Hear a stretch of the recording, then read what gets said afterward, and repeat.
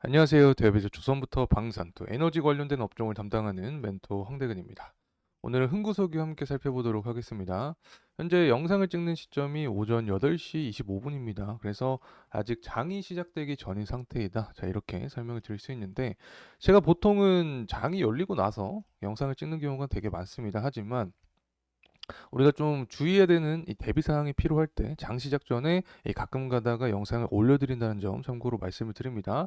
이 금일 흥구석유에 대한 영상을 진행을 하려고 하는데 이 전일 유가가 좀 하락을 해 주었습니다. 그래서 흥구석유의 주가에도 영향을 받을 확률이 높다. 그래서 현재 영상을 찍고 있다는 점 말씀을 드리고, 하지만 제가 계속해서 강조드렸던 부분이 존재를 했었죠. 그럼에도 불구하고 이 중장기적인 방향성은 아직까지 유효한 관점을 갖고 있다라고 설명을 드렸는데, 이 부분에 대해서 구체적인 사항 오늘 말씀을 드리도록 하겠습니다.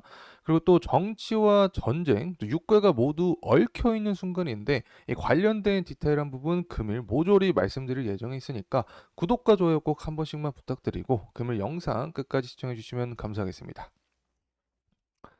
자, 우선은 유가가 한 3%가량 하락을 해 줬습니다.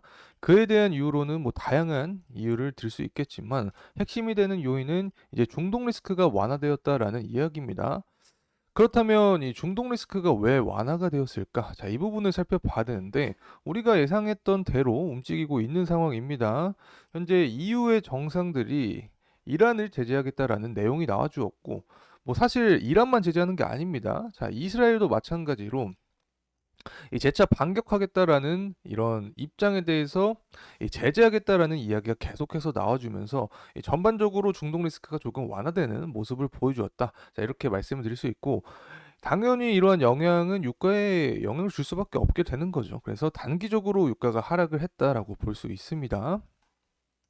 사실 제가 이전 영상에서 어떤 말씀을 드렸냐면 유럽 연합에서 가만히 있을 이유가 없다. 자, 그 이유에 대해서 설명을 드렸는데 이란 바로 밑에 호르무즈 해협이 존재한다라고 설명을 드렸습니다. 그래서 만약에 이란이 호르무즈 해협을 막는다면 이 전쟁이 계속해서 장기화되면서 호르무즈 해협을 막게 된다라고 하면 유럽과 아시아를 잇는 가장 핵심이 되는 해협이기 때문에 유럽 입장에서도 당연히 차질이 생길 수밖에 없게 된다. 그래서 뭐 장기적인 방향성까진 모르더라도 단기적으로 이런 전쟁이 심화가 된다라고 하면은 유럽연합에서 제재하는 제스처를 뽐낼 확률이 높다라고 설명을 드렸습니다. 현재 이 부분이 유효하게 작용하고 있는 상태고 유가의 하락까지 야기했다. 그래서 금일 장이 시작된다라고 하면 이 초반부에 좀 강한 하락이 나올 수도 있다는 점 말씀을 드리고, 뭐 100%는 아닙니다. 어쨌든 저는 이러한 관점을 갖고 있다는 점 말씀을 드립니다. 자, 이제 넘어가서 관련된 내용을 계속해서 말씀드리도록 하겠습니다. 자, 이란과 이스라엘의 전쟁 관련된 이야기를 해보려고 하는데, 뭐 당연히 이 부분 때문에 현재 유가가 상승하고 있기 때문에 말씀을 드린다는 점 참고하시면 좋을 것 같고, 우선은 이스라엘이 시리아의 이 이란 영사관을 공격을 했었죠. 4월 1일 경에. 뭐 영사관은 영토랑도 같습니다. 그래서 이란의 영토를 공격했다라고도 설명을 드릴 수 있는데, 이에 따라서 이란도 마찬가지로 4월 13일에 보복성 공격을 진행을 하고 있는 상태다. 자, 이렇게 설명을 드릴 수 있습니다. 사실 우리가 여기서 좀 유의 깊게 살펴봐야 되는 점이 바로 미국의 제스처입니다.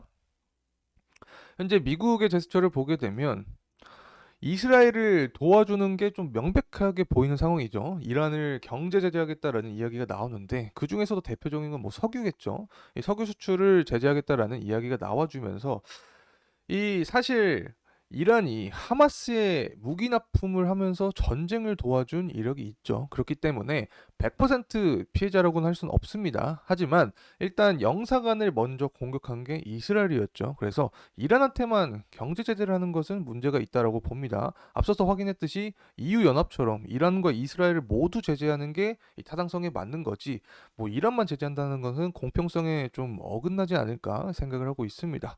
만약에 이렇게 방향성이 계속해서 이어진다라고 하면은 과연 누가 미국을 신뢰할 수 있는지 의문이 들 수 있는데, 개인적으로는 과연 잘하고 있는지 모르겠습니다. 뭐 어쨌든 현재 미국의 제스처는 확실하다. 자, 이렇게 좀 설명을 드릴 수 있을 것 같고, 자, 그렇다면 이스라엘은 도대체 왜 이란을 처음에 공격을 했을까? 영사관을 공격을 했을까? 뭐 다양한 이유가 존재하겠지만 제가 직전 영상들부터 정치적인 이유가 강하다라고 설명을 드렸습니다.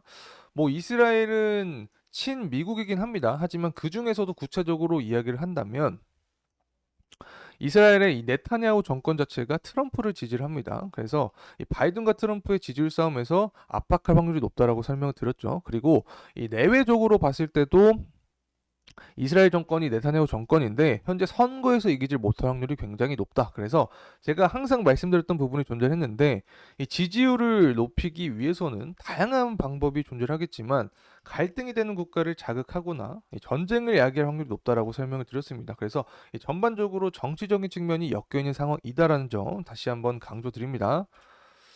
자, 그래서 이란 옆에 뭐 이라크부터 쿠웨이트까지 다양한 산유국이 존재를 합니다. 그래서 이란과 이스라엘의 전쟁이 장기화된다고 하면은 유가는 계속해서 상승할 수밖에 없게 되는 거죠. 뭐 물론 지금 EU가 제재한다라는 단기적인 모멘텀이 나왔지만 저는 개인적으로는 중장기적으로 이끌어갈 수밖에 없지 않을까 생각을 하고 있습니다. 이 부분은 앞서서도 말씀드렸지만 미국의 11월 대선이 있기 때문에 지지율을 높이기 위한 제스처를 전쟁을 통해서 할 확률이 높다. 자, 이렇게 개인적인 말씀을 드립니다. 자, 이제 원달러 환율 가져왔는데, 자, 이 부분은 왜 가져왔냐? 이 사실 제가 유가 관련된 종목들의 특징을 설명을 드렸었죠. 당시 어떤 말씀 드렸냐면, 시장에 공포감이 형성이 될 때 유가 관련된 주가 수혜주가 될 수 있다라고 설명을 드렸습니다. 뭐 금일같이 유가가 강하게 하락을 한 순간에는 하락할 수 있는 가능성이 높지만, 이 보통의 순간을 말씀을 드리는 거고, 현재 원달러 환율도 보게 되면 거의 한 1,400원 근처에 가까운 상황입니다. 22년 당시에 봤을 때 이 금리를 계속해서 인상을 하던 시기에 한 1,440원 정도를 기록을 해 주었는데 지금도 1,400원 구간으로 달려가고 있는 상황이다. 자, 이렇게 볼 수 있고 이 환율 자체가 올라가는 것은 당연히 국내 증시에는 좋지 않죠. 왜냐하면 이 국내 증시에 있던 자본금 자체가 밖으로 이탈을 할 수 있는 부분이기 때문에 이 전반적인 증시에는 공포감으로 작용을 할 수밖에 없다. 자, 이렇게 말씀을 드릴 수 있습니다. 하지만 이러한 순간에서도 이 유가 관련된 종목들은 시장의 공포와 함께 상승을 하기 때문에 수혜를 받을 수 있다는 점 말씀을 드리고, 자, 그렇다면 이렇게 달러가 왜 그렇게 오르고 있냐 이렇게 설명을 드려보면 우선은 미국의 소매 판매가 좀 잘 나와주고 있습니다. 이 예측치보다 실제가 0.3%가량 더 증가를 하면서 고금리에도 불구하고 소비가 활발하게 이루어지고 있다. 자, 이렇게 볼 수 있는 거죠. 자, 그렇다면 이러한 상황에서는 사실 데이터를 해석을 할 때 금리 인상에 대한 우려를 할 수밖에 없게 됩니다. 그래서 이러한 우려감이 현재 환율에 반영이 되고 있다. 자, 이렇게 말씀을 드릴 수 있습니다. 그리고 뭐 CPI 지수도 계속해서 상승해주는 모습을 보여주고 있기 때문에 이 전반적으로 금리 인하에 대한 기대감이 뒤로 밀려가면서 이 부분이 환율까지 영향을 주고 있고 시장의 전반적인 공포의 분위기를 형성하고 있다. 자, 이렇게 말씀드립니다. 자, 이제 PMI 지수 가져왔는데 왜 가져왔냐면 지금까지 제가 전쟁에 대한 말씀을 드렸었죠. 그래서 이 공급의 유가의 공급 차질이 생기면서 유가가 상승했다. 자, 이렇게 표현을 해드렸는데 이 PMI 지표 자체는 결국에 수요와 연관이 있습니다. 뭐 어떤 것도 다 똑같겠지만 이 공급과 수요의 원리가 작용을 하는 거죠. 현재 공급이 하락하고 있다라는 관점에 대해서 설명을 드렸고 이제 수요가 상승할 수밖에 없다라는 이야기를 드리려고 하는 건데 이 PMI 지표를 보게 되면 예측치보다 실제가 높게 나와 주었습니다. 그래서 우리가 이 부분을 해석할 때 어떻게 볼 수 있냐면 결국에 PMI 지표가 제조업 지표이기 때문에 제조업 경기가 살아나고 있구나. 그래서 제조업 경기가 살아나게 되면 이 경기가 좋아질 확률이 높구나. 그렇게 되면 당연히 이 기름에 대한 수요가 좋아질 수밖에 없기 때문에 증가할 확률이 높다. 수요가 증가할 확률이 높다. 이 부분이 중장기적으로 유가의 상승세를 이끌 확률이 높다는 점 말씀을 드립니다.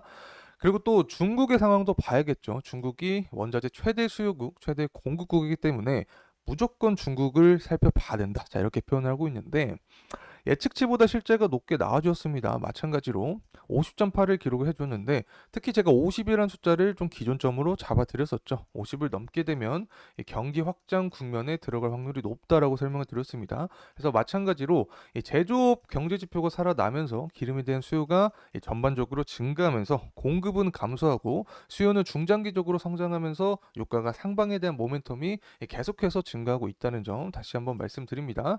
자, 그렇게 되면 이 부분은 당연히 흥구소개에는 긍정적으로 작용할 수밖에 없게 되는 거죠. 자, 하지만 이러한 순간에서도 우리가 리스크적인 측면을 생각을 할 수밖에 없습니다. 항상 고유가가 뭐 계속해서 유지된다라고 해도 정유주가 고공행진하는 것은 아닙니다. 지난 22년의 사례를 보더라도 유가가 상승할 때 관련된 주가들이 관련된 종목들이 주가가 상승했지만 유류세를 30% 인하한다라는 내용이 나와주면서 모두 주가가 조정받는 모습을 보여주었습니다. 그래서 앞으로 유류세 인하에 대한 방향성이 어떻게 될지는 제가 영상을 통해서 계속해서 풀어드릴 예정에 있으니까 구독과 좋아요 꼭 한 번씩 부탁드리고 저와 계속해서 함께 하시면 좋을 것 같습니다. 자, 그래서 관련된 리스크는 넘어가도록 하고 이제 가격적인 측면 가져왔는데 현재 장시작 전입니다. 그래서 15,200원의 가격대를 형성을 해주고 있는 상황입니다. 그래서 유가가 3%가량 급락을 해준 모습을 보여줬기 때문에 이 금일 뭐 확실하진 않지만 장 초반에 강한 하락세가 좀 나올 수도 있다는 점 말씀을 드립니다. 자, 그렇다면 조정은 또 언제가 조정에 대한 지지 구간은 또 언제가 될 수 있을까? 뭐 다양한 구간이 개인적인 관점에 따라서 다르겠지만 이 매물대가 많이 분포된 구간이 존재를 하죠. 제가 뭐 가격적인 부분을 뭐 직접적으로 얘기는 드리지 않지만 매물대가 많이 잡혀 있는 구간이 14,000원 구간이기 때문에 이 가격적인 측면 말씀드린다는 점 다시 한번 강조드리고 자, 그다음에 이 구간을 만약에 이탈을 하게 되면 5일선과 11선 구간에서 이 지지를 받아주는 모습이 가장 베스트 시나리오지 않을까 생각을 하고 있습니다. 자, 그렇다면 향후 주가 상승 모멘텀은 또 어떻게 될 수 있을까? 자, 이 부분을 보기 위해서는 결국에 정치적인 측면을 볼 수밖에 없습니다. 현재 바이든의 지지율이 올라가고 있습니다. 왜냐하면 경제 정책을 펼쳐주면서 지지율을 받고 있는 순간인데 지금 7월 대선 전에 이 7월과 8월에 전당대회가 있습니다. 그래서 이 전당대회가 있기 때문에 앞으로 지지율 싸움을 할 확률이 굉장히 높다. 그래서 이 부분에서는 이 정책안에 대한 이 강조를 할 확률이 높다라고 설명을 드렸고 또 다른 방법으로는 앞서서 이스라엘의 사례를 봤듯이 이 전쟁에 대한 리스크를 강화하면서 계속해서 이 이스라엘과 이란에 대한 기사가 나올 확률이 높다. 그렇게 되면 이 관련된 수혜주로서 흥구석유의 주가 상승 모멘텀까지 이어질 수 있는 거죠. 자, 이러한 전반적인 부분 챙겨가시면 좋을 것 같습니다. 자, 금일 시간은 이상으로 마무리하도록 하겠습니다. 이번 시간이 도움이 되셨다면 구독과 좋아요 부탁드리겠습니다. 끝까지 시청해주셔서 감사합니다.